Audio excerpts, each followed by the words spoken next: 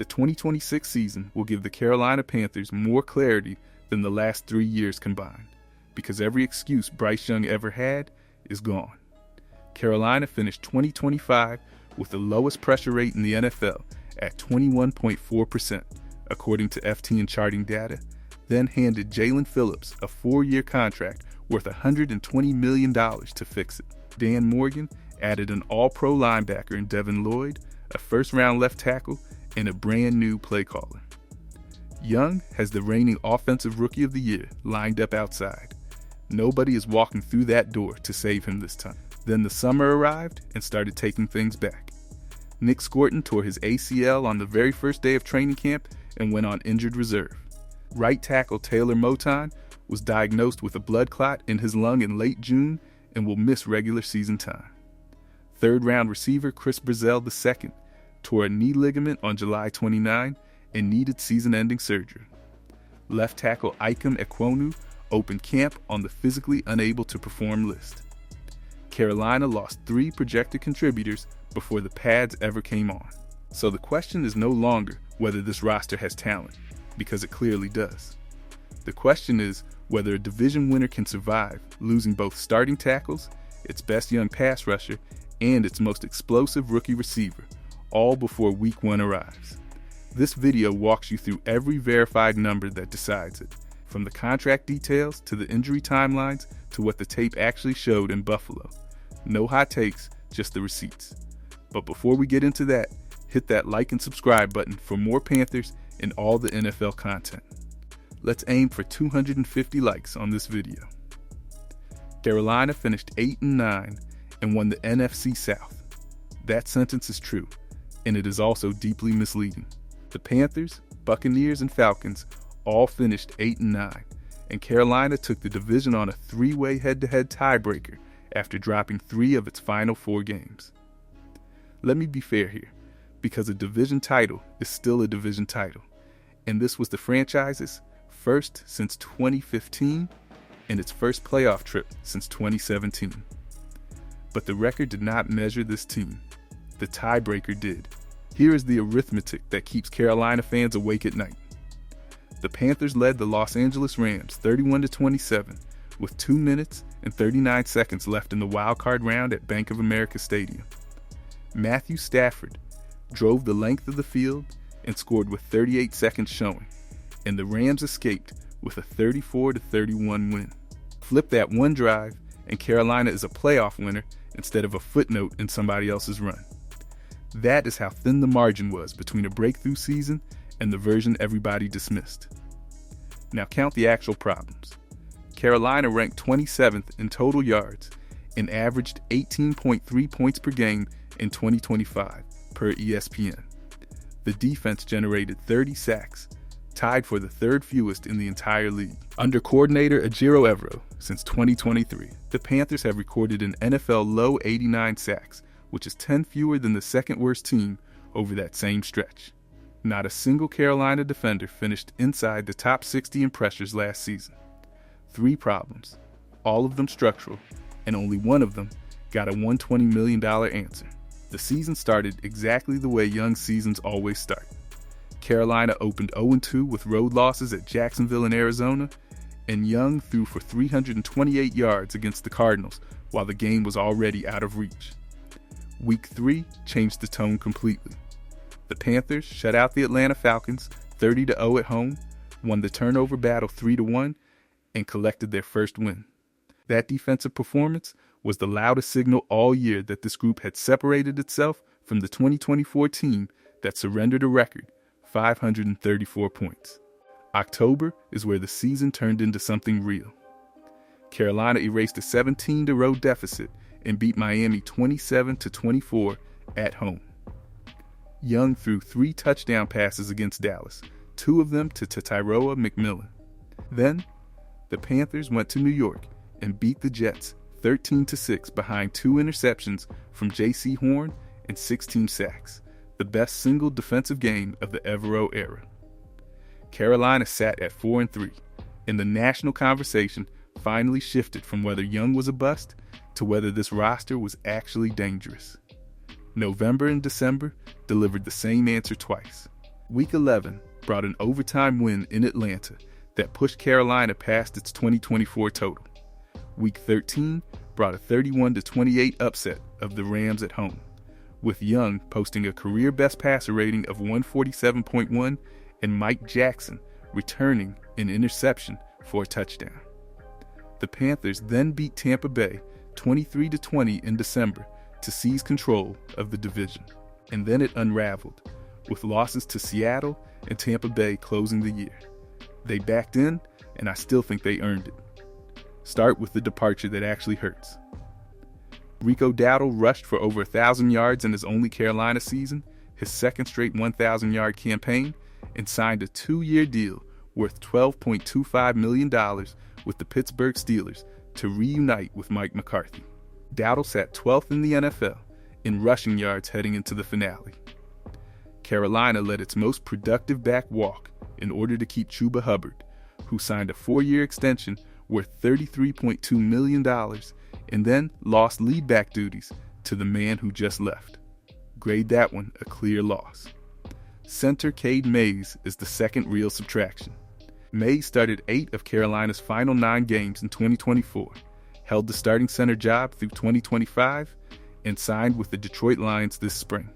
PFF ranked him the 20th best center in football entering 2026, and analyst Mason Cameron pointed out that Mays has not surrendered a sack across 803 pass sets over the last 2 seasons. The Lions visit Charlotte on Sunday Night Football in Week 4, which means Carolina's replacement plan at center gets a very early public grade. The rest of the outflow is manageable. Andy Dalton was traded to Philadelphia for a conditional 2027 7th-round pick, and Kenny Pickett replaced him as the backup at 28 years old. Ashawn Robinson was released outright. Christian Roseboom and DJ Wanham both left in free agency, and neither one solved anything while he was here.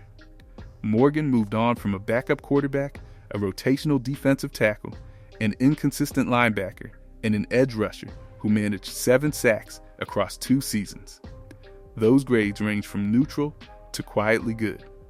Phillips is the biggest bet this front office has ever placed. Carolina signed him on March 12 to that 4-year deal worth $120 million, with $80 million guaranteed, and here's the human part behind the number. Phillips ruptured his Achilles in 2023 and tore his ACL in 2024, and he has never recorded a double-digit sack season in his career. His high is 8.5 sacks, set as a rookie. Carolina paid him anyway, because when Philadelphia acquired him in Week 10, the Eagles became the top-scoring defense in football for the rest of the season. Lloyd is the signing I would defend hardest. Jacksonville declined his 5th-year option, and Lloyd answered with a second-team All-Pro season, 5 interceptions, and a 99-yard interception return for a touchdown that was the longest of 2025. He signed a 3-year contract with $25 million guaranteed at signing, and NFL players voted him number 27 on the top 100 list this summer.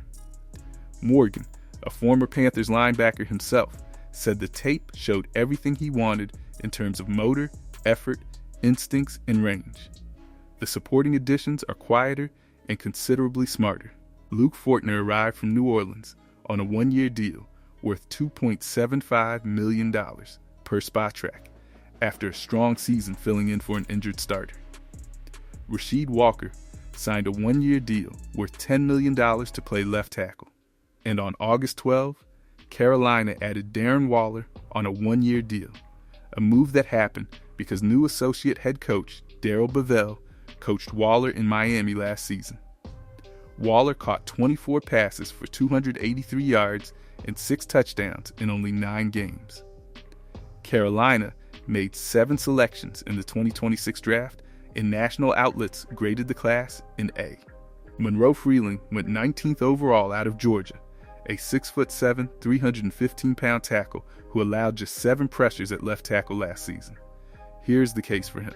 Freeling was penalized only 3 times on 1,579 college snaps, the fewest of any SEC offensive lineman with at least 1,500 snaps since 2023, per ESPN research, and his PFF pass blocking grade climbed from 65.3 to 86.1 in a single year. Now let me argue the other side. because somebody has to. Freeling started one full season at Georgia and owns 18 career starts total. Tackles typically need 2 to 3 years to settle, and Carolina is asking him to open at right tackle in Week 1 because Moton is unavailable. Lee Hunter went 49th overall, a 318-pound nose tackle who recorded 33. 5 tackles for loss, the most in college football among defensive tackles since 2023. Hunter is a run stopper first, and he will not repair this pass rush by himself. Day 3 is where the class gets interesting, and where it already got expensive. Brazel went 83rd overall and is now finished for the year. Will Lee III went 129th and has been starting outside all preseason. Sam Hecht went 144th, and safety Zakee Wheatley went 151st and graded out as PFF's highest-rated pick in the class. Jackson Kuwach closed things at 227th overall. Carolina waited until the 7th round to draft a linebacker, and that decision is being tested right now in a camp battle nobody expected. The young core is the reason this team is not a fluke. McMillan won Associated Press Offensive Rookie of the Year with 70 receptions for 1,014 yards and 7 touchdowns, leading the team in all 3 categories and leading every rookie in the league in most major statistical categories. Horn posted a career-best 5 interceptions, the most among all cornerbacks, and tied for second league-wide, added 8 passes defensed, and landed at number 76 on the NFL Top 100 list.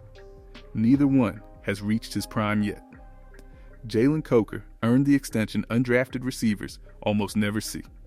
He signed a 3-year deal worth $35 million in June that runs through 2029 after finishing second on the team with 394 receiving yards despite missing the first 6 games with a quad injury. Then he caught 9 passes for 134 yards and a touchdown in the playoff loss to the Rams. Scorton and Princely Umanmielen were supposed to be the next defensive wave, and Scorton led the team with 34 pressures before his knee gave out. The uncertainty sits at inside linebacker and along the interior depth. Dave Canales confirmed that Trevin Wallace and Clyden Sherrillis are competing for the starting job next to Lloyd, and Wallace has suffered back-to-back season-ending shoulder injuries. Guard Sadiq Charles landed on injured reserve with a calf injury and was released. Jonathan Brooks started against Buffalo, his first game action since Week 14 of 2024, after tearing his right ACL twice. Carolina's ceiling depends on how many of those coin flips land correctly. Here is the honest hierarchy in the NFC South. Tampa Bay is the healthiest and most stable roster in the division. Carolina sits second, with the best secondary and by far the worst injury luck. Atlanta and New Orleans are both fighting problems of their own. The Panthers host the Chicago Bears on September 13 at Bank of America Stadium, then travel to Atlanta and Cleveland, then host Detroit on Sunday Night Football in Week 4 before an early bye. Carolina has 9 home games for the first time since 2022. So here is the conditional stack that decides the season. If Robert Hunt and Damian Lewis stay healthy, this offensive line is functional rather than fragile. If Brad Idzik finds even 3 more points per game in his first year holding the call sheet, Carolina climbs from 27th in yards toward the middle of the league. And if Phillips delivers the 63 pressures he produced last season, per next-gen stats, Evero finally has the disguised 4th rusher he has wanted since he arrived in Charlotte. The biggest variable remains the first month of Young's season, and Buffalo did nothing to calm anybody down. Young went 3 of 5 for 18 yards across 3 straight 3-and-outs, and afterward he said, "We weren't able to execute today." It sucks. That accountability is worth more than any preseason stat line. Let me be honest about my own uncertainty, because I have been wrong here before. My projection is 9 wins and 8 losses, with a real path to 10 wins if both tackles hold up. Tell me in the comments whether you think this offensive line survived September, and if this breakdown gave you something the highlight shows did not. Subscribing helps the channel keep doing it.